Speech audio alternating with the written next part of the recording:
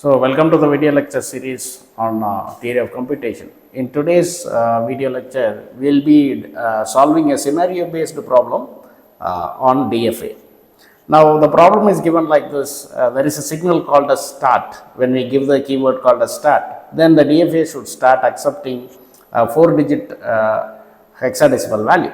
So, you know that hexadecimal value spans from 0 to 9, A to F. Anything beyond that is not considered as a hexadecimal value. Now, as soon as a keyword called a stop or end is given, it should actually go to the final state. Now, this is how actually it should exactly accept only 4 hexadecimal values.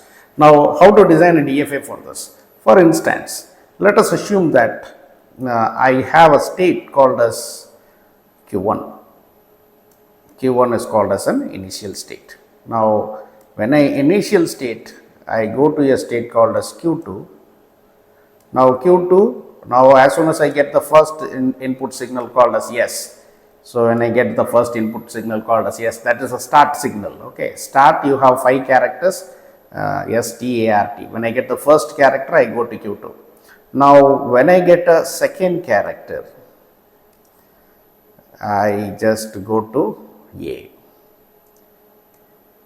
I just go to Q3. Now, when I get a third character, it goes to Q4.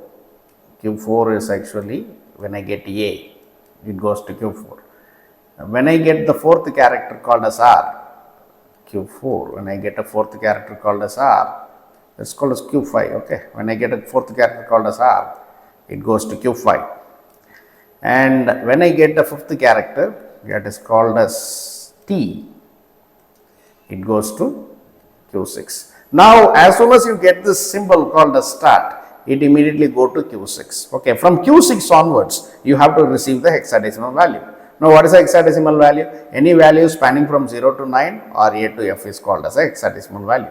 Now, we can just quote this in the form of range now. So, hexadecimal value, so when I get Q7, when I go to Q7, so first character, so I can get any value from 0 to 9 and A to F. When I get any value from 0 to 9 or A to F, I can go to Q7. And this is the first character in hexadecimal. I want to receive 4 characters here. So, first character is received, still I have to receive 3 characters. Now, I go to Q8. Now, in Q8, I get 0 to 9 or A to F. Any character I can receive. Now, the next is when second character has been received, I go to the third character, Q9.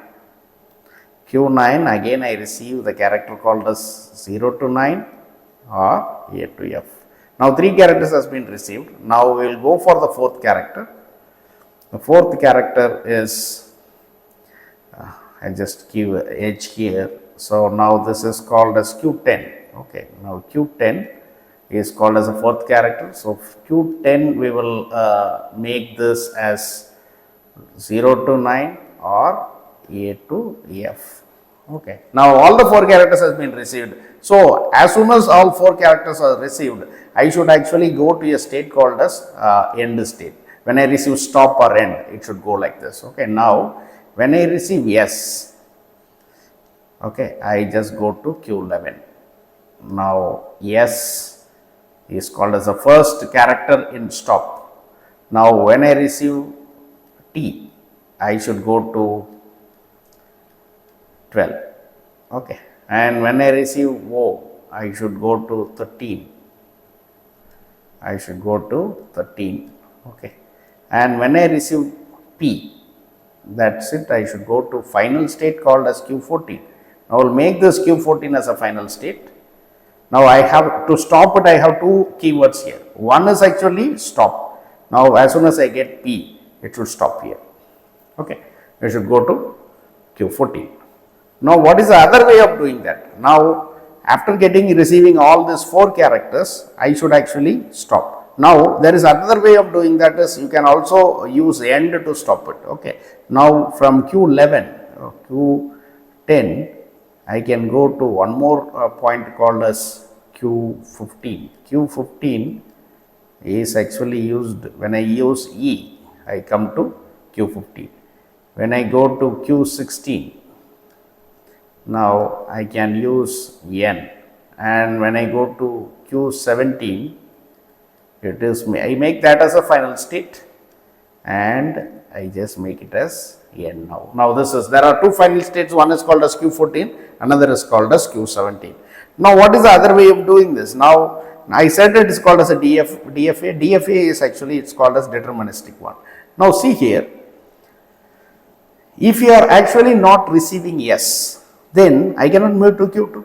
That means I have to move somewhere else. That means I should not go into the actual validity path. I have to go to somewhere else. So in Q1, if I receive anything other than yes, anything other than yes will be considered as star. Okay. Star means anything other than. In this case, okay, star means any value. Okay. Now in Q1, if I receive star, I go to a trap state. Let us make this trap state. Okay. Now if I receive star here, I go to yes, T, and in Q2, if I receive a star, again I go to a trap state. In Q3, if I receive a star, I go to a trap state. In Q4, I receive a star, I go to a trap state. And in Q5 also I receive a star, I just go to a trap state. Okay. And in Q6, when I receive a star, it goes to a trap state. Okay. Now in Q6, you will be receiving 0 to 9 or A to F. Okay. That means all digits are accepted and all characters from A to F is accepted. Suppose if you are receiving characters apart from F, that means F, G, G to Z. That means if I receive G to Z, G to Z, G to Z, I again go to a trap state. Similarly, we will make one more trap state here. Just for convenience, I am making it. So again, if I receive G to Z, again I make a trap state.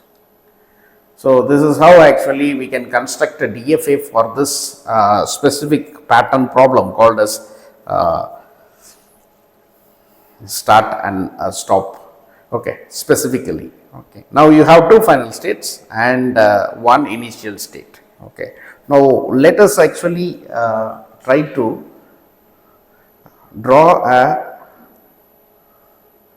transition table for this. Okay, transition table, you include all these states together and then initial state and final state should be taken into consideration. Okay, so this is the way of actually drawing a problem, which is actually this called as a scenario based problems. Okay, so we call it as scenario based problems.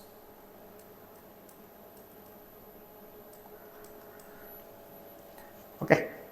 So now all these states should have start and end states. So that's about it. Thanks for watching a video. Have a good day. You have to actually construct for Q9 also you have to put a trap state, Q10 also you have to put a trap state. So we can make a trap state here also. You can draw any number of trap states, T1 or T2. It's up to you. Now this should actually always be a deterministic one. So thanks for watching a video. Have a good day. Now welcome back. Now the next step here is after drawing this diagram, we have to take into a definition of DFA, convert this into an actual formal definition of DFA. Now what is a formal definition of DFA? So formal definition of DFA, we have, so DFA should have, DFA can be said as set of states Q, sigma is called as set of inputs, delta is called as a transition, Q naught is called as an initial state, and F is called as a set of final states. Now as far as this diagram is concerned, what is Q here? So Q is equal to, so we have set of states spanning from Q1. Now see here how many states are here?